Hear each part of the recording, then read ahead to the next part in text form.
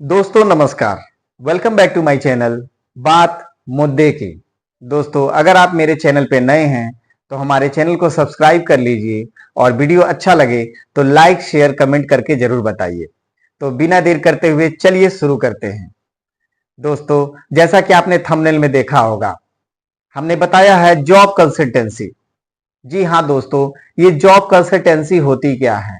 Job consultancy का मतलब होता है जॉब प्रोवाइड कराना। जो भी हमारे फ्रेशर्स हैं, हमारे युवा हैं जो रोजगार की तलाश में घूम रहे हैं, वो जॉब प्रोवाइड कराती हैं। अगर कोई फ्रेशर्स या युवा, अगर कोई स्टूडेंट्स अगर जॉब के लिए अप्लाई करता है तो सबसे पहले वो naukri.com और sign.com जैसी वेबसाइट्स पे जाके अपना रजिस्ट्रेशन करता है। रजिस्ट्रेशन करने के बाद क्या होता है कि आपको मेल के थ्रू, मैसेज के थ्रू या कॉल्स के थ्रू आपके पास संपर्क किया जाता है। कंपनियां आपसे संपर्क करती हैं, लेकिन इसमें बहुत बड़ा रोल जॉब कंसल्टेंसी का भी होता है।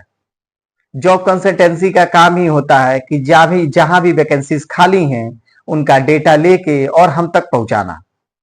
लेकिन इस जॉब कंसल्टेंसी के आड़ में दोस्तों आपको नहीं मालूम है कि कितना बड़ा गोरख धंधा ये बड़े बड़े शहरों में लोग करते हैं। इसको कहते हैं हम लोग फेक जॉब कंसल्टेंसी। ये फेक जॉब कंसल्टेंसियां होती हैं जो हमको जॉब प्रोवाइड कराती हैं। जॉब प्रोवाइड क्या कराती हैं? जॉब प्रोवाइड कराने के नाम पे हमसे पैसे वसूले जाते हैं, हमसे पैसे ऐंठे जाते हैं। खास तौर पे वो लोग पैसे बड़ी आसानी से दे देते हैं जो फ्रेशर्स होते हैं। फ्रेशर्स को नहीं मालूम होता है कि ये जॉब कंसल्टेंसियां हमारे साथ गलत कर रही हैं। फोन आया और वो समझ जाते हैं कि मेरे पास किसी कंपनी से फोन आया है, किसी बैंक से फोन आया है। अच्छा, फेक जॉब कंसल्टेंसी काम कैसे करती है दोस्तों? जैसे ही कोई बच्चा रजिस्ट्रेशन करता है naukri.com या sign.com पे, तो 2 से 4 दिन में उनके पास कॉल्स आ जाती हैं। कोई उधर से लड़की फोन करेगी और आपसे कहेगी कि आपका रिज्यूम शॉर्टलिस्टेड हो गया है और जल्द ही हमारे एचआर आपसे संपर्क करेंगे। लेकिन दोस्तों ऐसा कुछ होता नहीं है। ये सब फेक, मतलब गलत करने का तरीका और पैसा ऐंठने का तरीका है। तो मैं आपको बता दूं कि एचआर संपर्क भी करते हैं, वो भी फेक एचआर होते हैं और आपसे कहते हैं कि आप शॉर्टलिस्टेड हैं, कंग्रेचुलेशन, और आपका रिज्यूम जो है अपना भेज दीजिए आप इस नंबर पे, डैश डैश नंबर पे। उसके बाद अपना आधार कार्ड, पैन कार्ड भेज दीजिए। उसके साथ ही रजिस्ट्रेशन फीस 500 है, तो 500 रजिस्ट्रेशन फीस भेज दीजिए।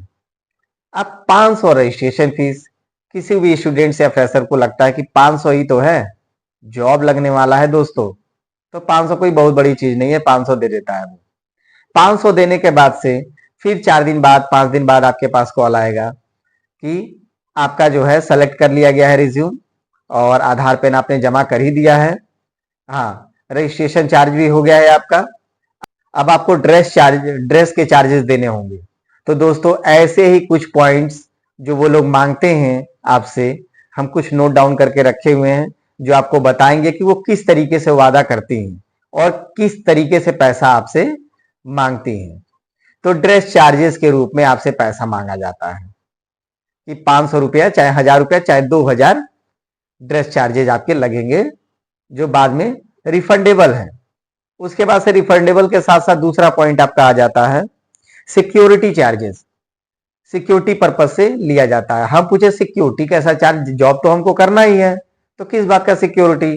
तो सर आप कहीं जॉब छोड़ देते हैं तो उसमें कंपनी का नुकसान होता है, इस वजह से हम सिक्योरिटी चार्ज लेते हैं। अगर आप 1 महीना जॉब कर लेंगे तो सैलरी के साथ वो रिफंड हो जाएगा।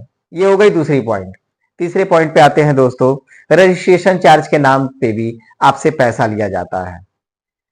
ये कुल मिला जुला के समझिए कि चार्ज लेने का तरीका है, पैसा ऐंठने का तरीका है कि कैसे उल्लू बना दे हम, कैसे बेवकूफ बना दे आपको।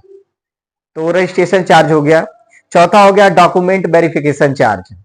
डॉक्यूमेंट वेरिफिकेशन के चार्ज लगते हैं, तो उसके कुछ पैसे आपको देने होंगे, 200 400 जो भी हो गया। उसके बाद से नेक्स्ट आ जाते हैं salary account charges. Salary account charges में क्या होता है दोस्तों, वो बताते हैं कि हमें आपका जो है सैलरी अकाउंट खोलना है, उसके लिए पैन कार्ड, आधार कार्ड और 1000 रुपीज लगेंगे। बाद में वो रिफंडेबल है। वो आपको ऐसी आशा दिला देते हैं कि आदमी को लगता है कि चलो रिफंडेबल है तो कोई बात नहीं है, हमारे पैसे सेफ है, लेकिन वो बस ऐसे ही है। तो सैलरी अकाउंट चार्जेस हो गए। फाइल चार्जेस के नाम पे लिया जाता है कि सर फाइल चार्ज लगेगा, आपकी फाइल तैयार होगी, आपका डॉक्यूमेंट तैयार होगा, फोटोकॉपी होगा, अगले एचआर को भेजा जाएगा, जो वो प्रोसेस लगता है फाइल प्रोसेसिंग चार्ज, उसमें आपको देना पड़ेगा। नेक्स्ट आ जाते हैं ट्रेनिंग चार्जेस। सर 10 दिन का चाहे 20 दिन का चाहे 1 महीने का आपका ट्रेनिंग होगा, उसमें जो है चार्जेस लगेंगे आपके खाने पीने रहने का, तो उसका एडवांस आपको पे करना पड़ेगा, बाद में वो रिफंडेबल है सैलरी के साथ। तो इस तरह का दोस्तों वादा करती हैं कंपनियां, और जैसे हमने तमाम पॉइंट्स आपको गिनाए हैं, इस तरह से लगभग बोला जाता है। तो इससे आपको सतर्क रहने की जरूरत है और बात को समझने की जरूरत है कि किस तरीके से पैसा मांगा जा रहा है। अच्छा, अगर कोई जॉब कंसल्टेंसी आती भी है और आपसे ओरिजिनल डॉक्यूमेंट मांगती है, तो ओरिजिनल डॉक्यूमेंट कभी मत दीजिएगा दोस्तों, क्योंकि ओरिजिनल डॉक्यूमेंट देने का मतलब कि आप फंस जाएंगे। वो जो चाहे वो आपसे करा सकती हैं, जैसे चाहे वैसे करा सकती हैं, क्योंकि कभी भी job consultancy, real job consultancy या रियल कंपनी कभी भी आपसे ओरिजिनल डॉक्यूमेंट नहीं मांगती है। बाय द वे अगर मांग भी ली, समझ लीजिए, तो वो तत्काल चेक करके मिलान करके मिला के और आपको वापस कर देगी, लेकिन ओरिजिनल डॉक्यूमेंट जमा नहीं होता है।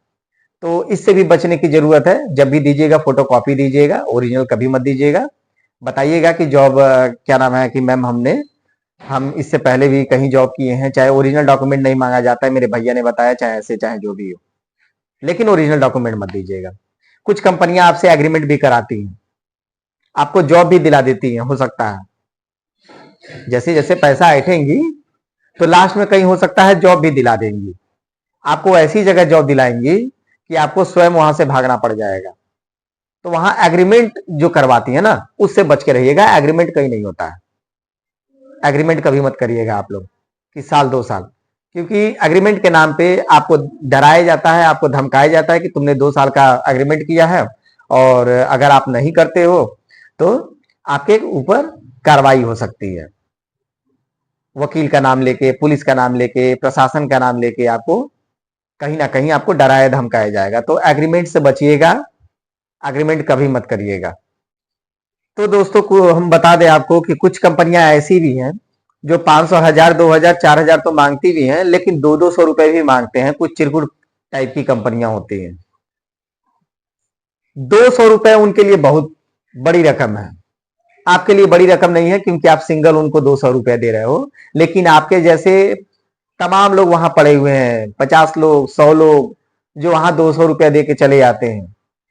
इसमें हमको क्या करना पड़ेगा, अपने विवेक का इस्तेमाल करना पड़ेगा, क्योंकि आप फ्रेशर्स हैं, आप नहीं जानते हैं कि दुनिया में कैसे कैसे प्रकार के लोग पड़े हुए हैं जो आपको चुतिया बनाने के लिए घूम रहे हैं। और इसकी चपेट में सबसे ज्यादा आते हैं नए लड़के जो हाई स्कूल इंटर पास करके जॉब सर्च कर रहे हैं। तो खास तौर पे उन युवाओं के लिए और फ्रेशर्स के लिए मैं कहना चाहूंगा कि आप लोग अपने विवेक का इस्तेमाल करिए, सावधान रहिए, सतर्क रहिए, जागरूक रहिए। इसी के साथ दोस्तों हम विदा लेते हैं। नमस्कार।